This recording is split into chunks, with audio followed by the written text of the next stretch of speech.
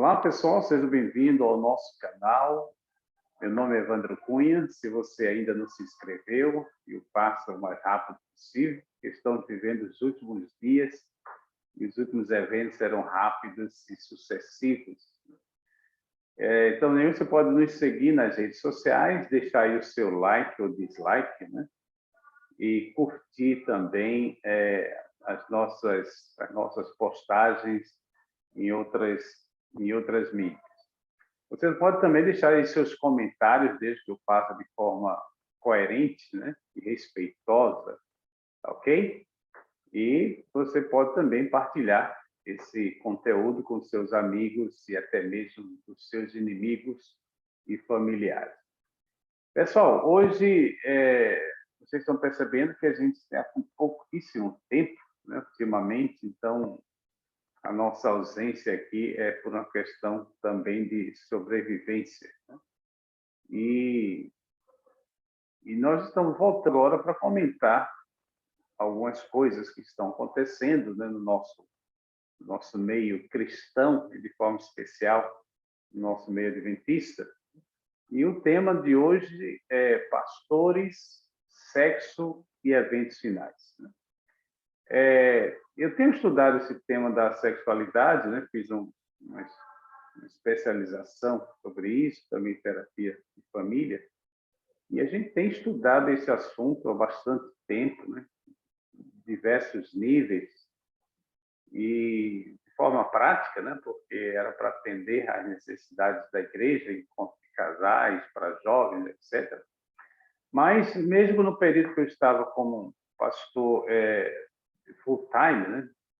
De tempo integral, eu percebia um certo tabu e relutância por parte de alguns colegas e líderes locais quando se fala de sexo na igreja, né? É verdade que já avançamos muito, principalmente com o Ministério da Mulher, que veio falando aí de abusos, etc. Mas se tem falado ainda muito, muito pouco sobre a questão da sexualidade no meio da liderança adventista, né?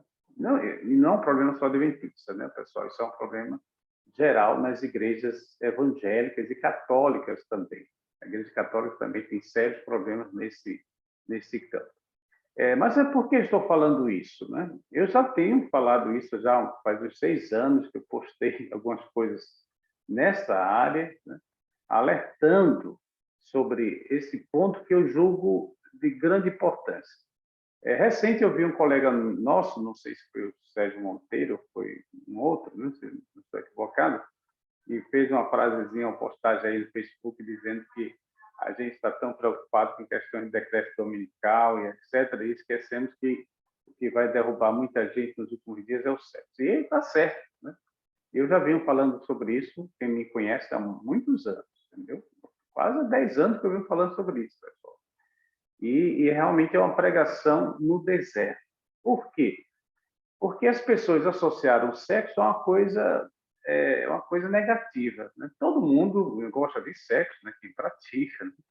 Quem não pratica sonha também em praticar, mas existe uma hipocrisia muito grande no meio religioso de a gente não aceitar a sexualidade como sendo algo natural, né? Uma coisa divina, inclusive, né? Que foi criada pelo próprio Deus, e a gente não sabe lidar com isso, né? Eu lembro que quando, em algumas ocasiões, que eu ministrei palestras, né, para líderes, né, para jovens gostavam muito, né, quando eu abri o jogo e falava de coisas como a masturbação.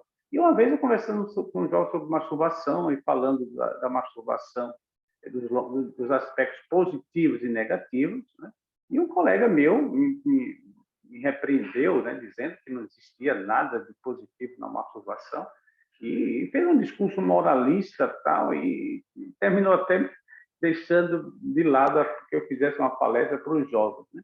E alguns meses depois, essa mesma pessoa estava com sérios problemas na área da sexualidade e terminou sendo motivo para que ele fosse colocado para fora do pastorado.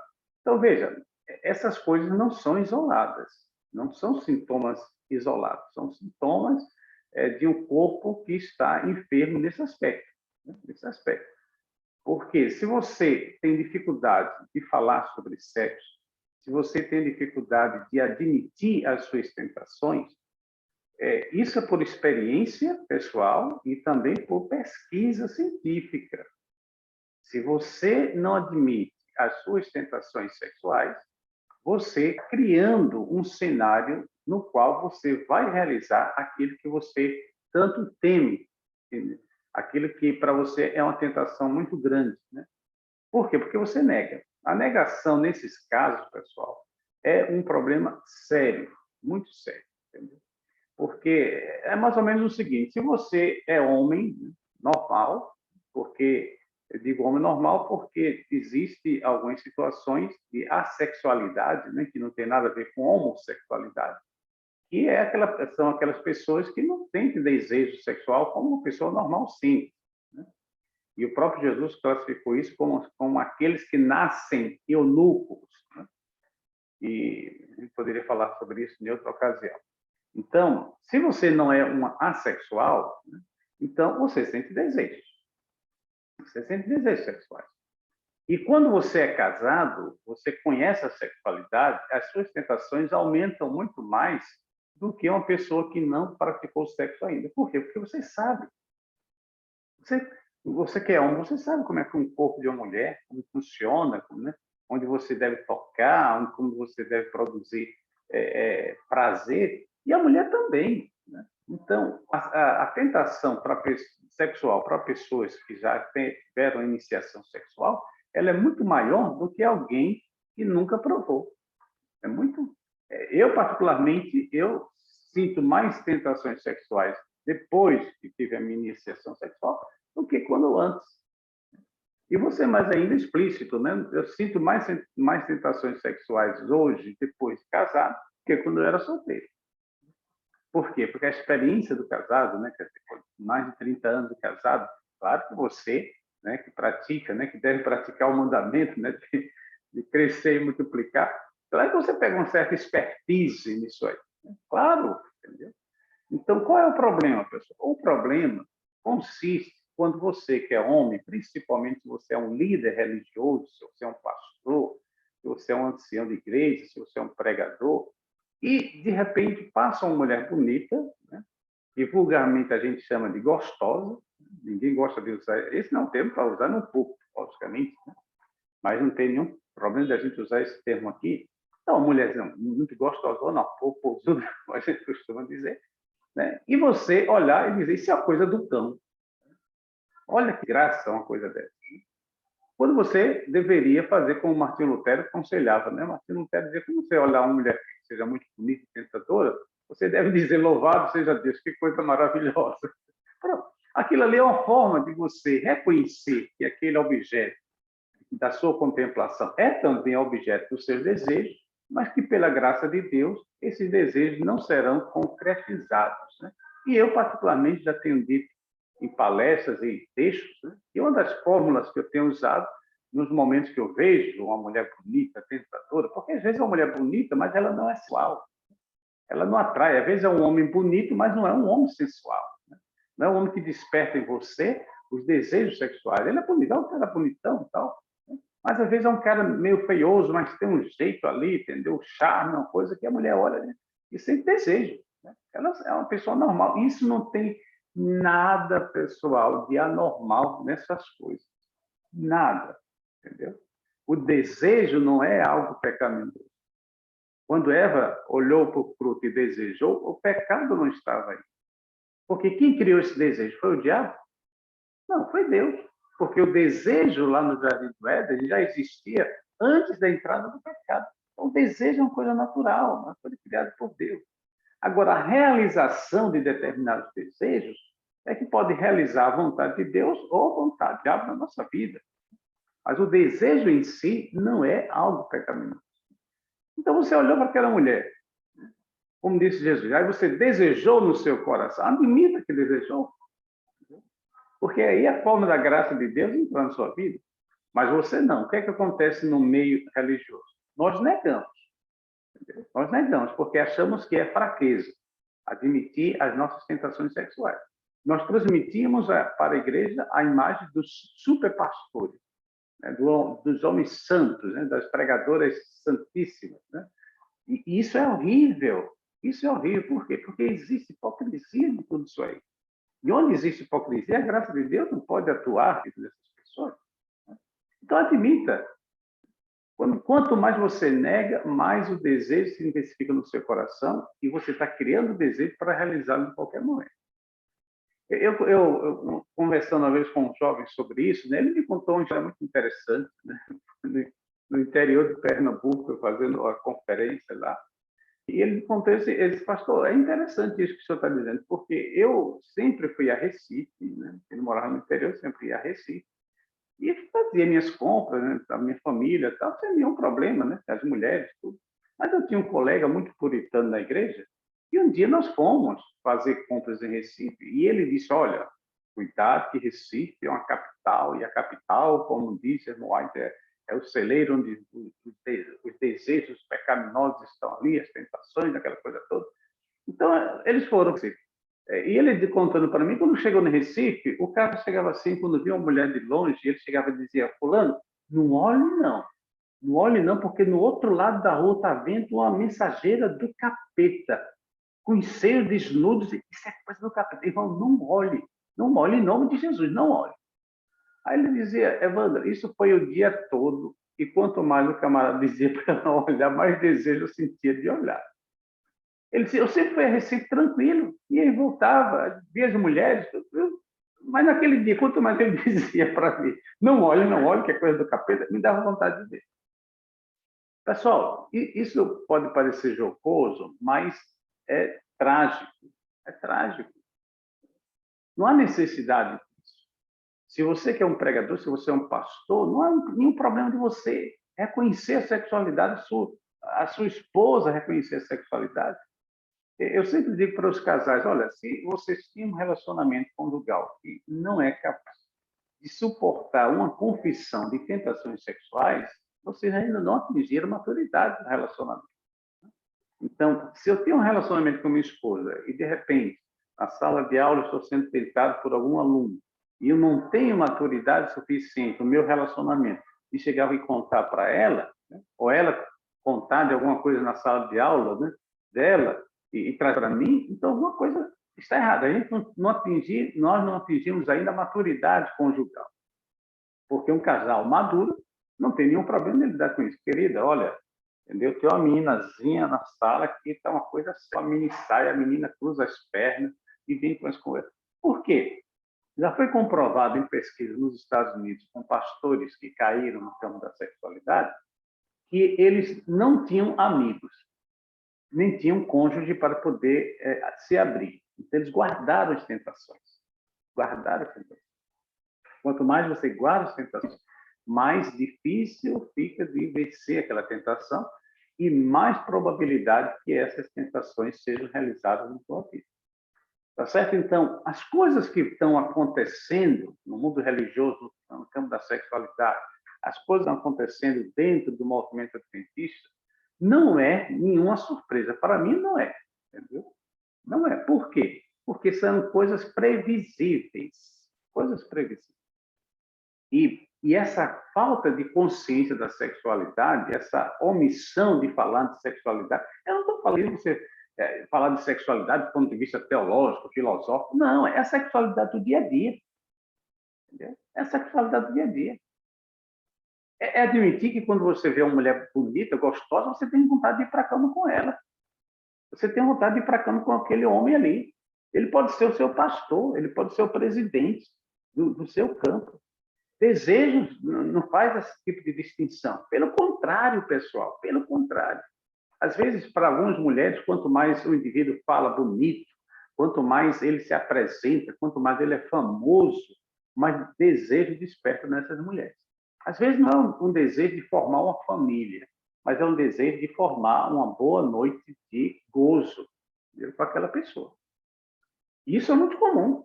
Hoje mesmo, enquanto eu estou gravando esse vídeo, né, um amigo meu de São Paulo passou uma mensagem para mim, 5 horas da manhã, não é só eu que me acordo cedo, eu acordo cedo. E ele passou, e a gente comentando algumas coisas que estão acontecendo, e ele me disse um incidente que aconteceu em Maceió, quando ele morava lá, e eu também trabalhava lá, por isso que ele estava contando isso, né? Porque eu estava também presente no evento que ele mencionou, né? De pessoas evangélicas presentes, né? No encontro dos Arautos do Rei, e na época o orador era o pastor Conrad, não sei quantos vocês lembram dele, né? Uma voz muito parecida com a voz do Rabelo, não igual, né? Mas muito parecida. E de boa pinta, né? Um homem bonito, né? Vicente Alemão, aquela coisa toda. E, e no Nordeste, não é que no Nordeste não tem homem bonito, viu, pessoal? Pelo amor de Deus. Né? Pelo menos você já está diante de um nordestino bonito. Mas naquela época a coisa era mais escassa. Né? Então, aí, os presentes ali não eram só adventistas, tinha muitos evangélicos, muitas pessoas da Assembleia de Deus. Por isso que ele estava me contando isso, né? Que foi uma coisa engraçada. Mulheres com aquele roupão da Assembleia de Deus, aquela santidade toda, estavam lá na porta do teatro, né, lá de Maceió, quando o pastor Conde chega com alguns outros colegas, né, que ia fazer a apresentação, que ele pregava, né, o quarteto cantava, e ele entrou, né? E quando ele entra, quando ele estava entrando, que essas irmãs estavam à porta da igreja, esse colega meu disse que estava perto, e ouviu dessas irmãs a seguinte frase: eita, pastor bonito danado. Um homem desse aí, eu colocaria minha salvação em jogo, mas passaria a noite com ele tranquilo. Pessoal, o que eu achei engraçado, porque aquelas irmãs com aquele roupão todo, entendeu? Aquele roupão todo não foi suficiente para cobrir o desejo sexual, entendeu? Mas eu louvo a Deus pela sinceridade daquelas irmãs, entendeu? Você pode ficar escandalizado, mas eu louvo a Deus e fico muito feliz, porque com certeza aquelas irmãs não realizaram esse desejo sexual, porque elas externalizaram, né? Falaram, possivelmente deram glórias a Deus, né? Por não terem realizado, etc. Agora, aquelas que quando passa por um homem bonito desse, um pastorzão bonitão, e ela baixa a cabeça, entendeu? Fica ali e tal, ai, desgraçado, se ele pegar no seu coração, né? A possibilidade dessa, como diz Ellen White, né? Ellen White diz que muita gente não realiza determinados pecados, não é por falta de desejo, mas por falta de oportunidade. Então, se a oportunidade vem para essas pessoas que negam, né? Mas que está ali dentro, né? Aí acontece. Aí é quando a gente se escandaliza, né? Mas não esperava, fulano de tal, a irmã fulano. Por quê, pessoal? Como dizia o Terêncio, né? Por que a gente está aqui admirado com as coisas que são humanas? Né? Terêncio dizia, nada que é humano me surpreende. Né? Um pensador romano. E realmente não me surpreende mesmo, entendeu? Porque eu já sabia que essas coisas iriam acontecer e vão acontecer. E eu quero fechar com isso. Eu estou escrevendo um livrinho que já comecei, parei, começo, parei, questão de tempo, e o título é Fábrica de Ídolos, né? E mostrando como as igrejas hoje, as igrejas ditas pós-modernas, elas estão fabricando ídolos em séries. Né? Com o advento das mídias sociais, né, com as redes de televisão, de rádio, essas coisas, ficou muito fácil de a própria igreja que condenam a idolatria, elas construírem ídolos para si mesmos. Né? E esses ídolos, eles são mais difíceis de serem tirados, entendeu? Do que o ídolo material. Né? O ídolo cultico, digamos assim, ou litúrgico, que está lá em um altar, etc. Aquele ali é muito fácil de ser tirado, de ser quebrado. Né? Mas o ídolo humano, esse ídolo, né, que mesmo que as pessoas façam o que fizer, né, e hoje está virando moda isso aí, só quando ama demais o outro, né, isso é cientificamente comprovado, ela é capaz de minimizar os defeitos dessa pessoa e maximizar as virtudes. Né? E eles começam maximizando, e a pessoa é tudo, é porque o pastor fulano de tal, e é o cantor fulano de tal, é a cantora fulano de tal. São tantos astros que existem hoje na igreja adventista do sétimo dia, e vez por outra você fica ouvindo, entendeu? É a irmã que fez isso, é o irmão que fez isso, é o cantor fulano de tal, é o cantor fulano de tal, é o pastor fulano de tal, é a esposa do pastor. Por quê? Porque nós estamos criando ídolos. Nós estamos criando ídolos. Quantos seguidores você tem? Sei quanto, tal. Eu não estou falando que isso seja uma coisa ruim em si, pessoal, né? Eu mesmo sou seguidor de muitos colegas aí da internet, não vejo nenhum problema nisso. Mas quando a gente começa a justificar os erros dessas pessoas, né?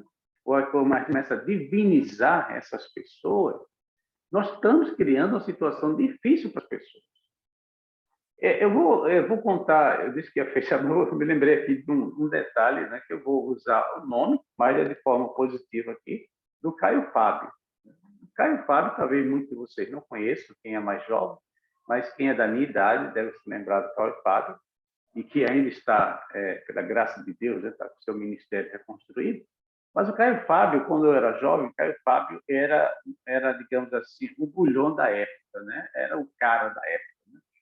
Era, digamos assim, a mistura do Rodrigo Silva com bulhão, né? Lógico, a proporção menorzinha um pouco, né? Mas o Caio Fábio tinha uma influência tão grande, ele ganhou influência por mérito intelectual, espiritual, entendeu? Pessoa bem relacionada. E pessoas famosas começaram a se aproximar do Caio Fábio, para ouvir. Para vocês terem uma ideia, o Caio Fábio conseguiu fazer um programa na Globo, um programa evangélico. Algo jamais, pelo que eu conheço, jamais visto na história do Brasil. A TV no Brasil. Eu não estou certo se o programa era todos os dias, era só na sexta-feira, eu não lembro. Mas era antes do Bom Dia Brasil. A Globo abria espaço para um evangélico abrir a Bíblia e falar de Jesus. Algo jamais visto, entendeu? Algo jamais visto, algo extraordinário. Então, o Caio Fábio ficou famoso, ele ficou influente, era o cara do momento, para cá e para lá. Chegaram até a cogitar Caio Fábio para candidato a presidente da República, para vocês terem uma ideia, na época, né? A influência que ele tinha intelectual, espiritual, política, etc, etc. E ele foi enchendo daquilo, né? E, de repente, ele mete a cara no chão, né? No campo da sexualidade. E hoje ele tem várias versões para esse incidente, né? Mas foi um escândalo na época, né? Foi um impacto assim devastador. Os inimigos dele, né? Que são muito famosos hoje aí no meio evangélico, né? Tiraram até hoje, né? Até hoje querem passar isso na cara do Caio Fábio. Para vocês terem ideia, depois saiu um negócio aí do dossiê Caimã envolvendo a política e Lula, Fernando Henrique, uma confusão, ainda foi aquela moral da história. Moral da história. Graças a Deus que o Caio Fábio passou por cima de tudo isso. Hoje tem seu ministério aí reativado, né? Tem um grupo, né, seguindo, ele tem todo o seu trabalho aí, pela graça, pela misericórdia de Deus, foi restaurado. Mas eu tinha um áudio do Caio Fábio, ele contando para a igreja, né, um desabafo, né? Eu acho que era o sermão de despedida, alguma coisa assim, onde ele chorando, né? E foi uma atitude muito bonita, uma das coisas muito bonitas. E de Jim Swaggart, também que tinha cantado, caído, aliás, a questão da sexualidade, confessar, porque muitos dos nossos pastores que cometem alguma coisa no campo da sexualidade não confessam isso para o seu público, para a sua igreja. Isso é uma falta de integridade moral muito maior do que o ato em si. Entendeu? Porque Caio Fábio lá teve a hombridade de falar com a sua igreja. O James Swaggart fez a mesma coisa. Foi lá na frente e pediu perdão. Entendeu? Pediu perdão, chorando, pediu perdão. O Caio Fábio fez a mesma coisa. Mas o que me chamou a atenção na confissão do Caio Fábio na época foi quando ele disse: vocês também foram responsáveis pela minha queda. Estou falando com as minhas palavras, logicamente. E ele disse assim, tem um momento no discurso dele que ele diz: vocês me divinizaram, né? Vocês fizeram com que eu me sentisse algo que não era, entendeu? E terminou ele caindo com aquilo. Ou seja, a participação. E ele não estava errado, pessoal. Ele não estava errado. A participação que temos nessa divinização de pessoas que têm um certo destaque no nosso meio. Então, foi isso que aconteceu com o Caio Fábio, foi isso que aconteceu com o James Swaggart, foi isso que aconteceu já com alguns pastores nossos, hein?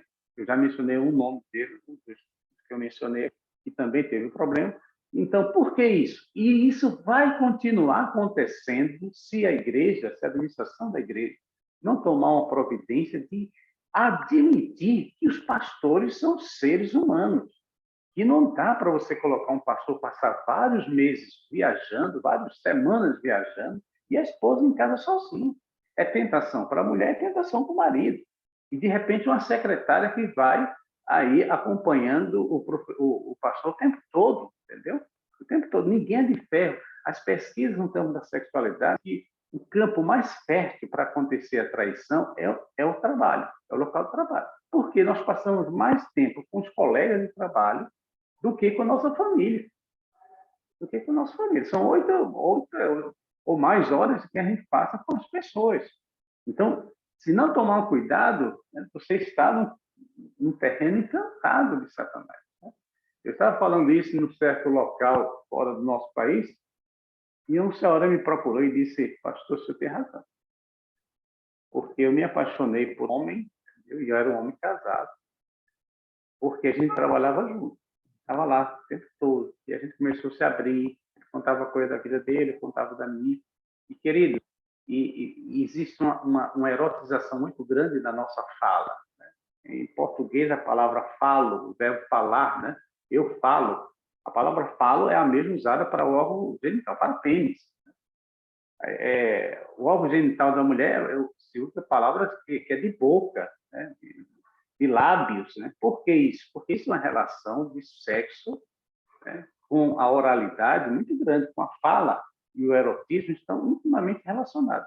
Então, quando a gente começa a conversar, se abrir, né, e isso acontece muito no ambiente de trabalho, a possibilidade que aconteça alguma coisa é muito grande. Então, enquanto os administradores não perceberem que se colocar uma mulher super bonita, né, uma popozuda, como diz a história, perto de um pastor carente, né, ou vice-versa, né, nós estamos criando uma situação para destruir a vida dos outros. Inconsciente, como diria Freud. Né? Inconsciente. Então, pessoal, são tempos sombrios, mas não são tempos para a gente perder a fé. Pelo contrário, Terence agora tem razão, nada do que é humano nos deve surpreender, principalmente nós que lemos a Bíblia, nós que conhecemos o mundo espiritual, né? Nós que temos essa mensagem adventista com tantas informações, pessoal. Às vezes eu fico triste, porque existem livros de Ellen White falando sobre isso, sobre a questão da sexualidade, de forma muito aberta, né? E a gente tem dificuldade para lidar com isso, para falar com isso. E eu me refiro aqui aos pastores. Quantas vezes nos concílios a gente, né, tem dificuldade de lidar com isso, de a gente conversar com isso, quando a gente se abria. Né? Uma vez eu contei uma tentação que aconteceu comigo no concílio pastoral. O presidente se aproximou de mim e disse: Evandro, eu quero te parabenizar, entendeu? Porque não é todo mundo que tem coragem de dizer o que você disse. Mas como foi bom para nós, como foi edificante para nós o que você disse lá na frente. Né? E eu disse: não, chefe, que é isso? Isso aqui é apenas abrir o coração. Porque se você não abre o seu coração, se você não admite diante de Deus, da sua esposa, do seu esposo e do seu amigo íntimo, as suas tentações sexuais, meu amigo, minha amiga, você está preparando o terreno para realizá-las, tá certo? Então, que Deus tenha misericórdia de nós, que Deus tenha misericórdia do nosso pastorado, né? da nossa igreja como um todo. Isso não mata, digamos assim, em nada a nossa fé, a nossa esperança no adventismo, mas isso deve nos deixar em estado de alerta de que essas coisas poderiam ser evitadas se a gente tivesse uma consciência mais nítida no mundo espiritual, e nesse mundo espiritual a sexualidade está bem presente. E Paulo diz em 1 Coríntios capítulo 10, que é um texto para a sua meditação, Paulo coloca que entre as coisas que vão, tipológicas, né, que vão derrubar o povo no deserto, está ali a sexualidade. Depois lê esse capítulo 10 de 1 Coríntios, que é muito relevante para nós que estamos vivendo os últimos dias da história desse mundo. Tá certo? Um forte abraço. Se você ainda não se inscreveu, se inscreva e partilhe esse material que com certeza pode abençoar a vida de outras pessoas.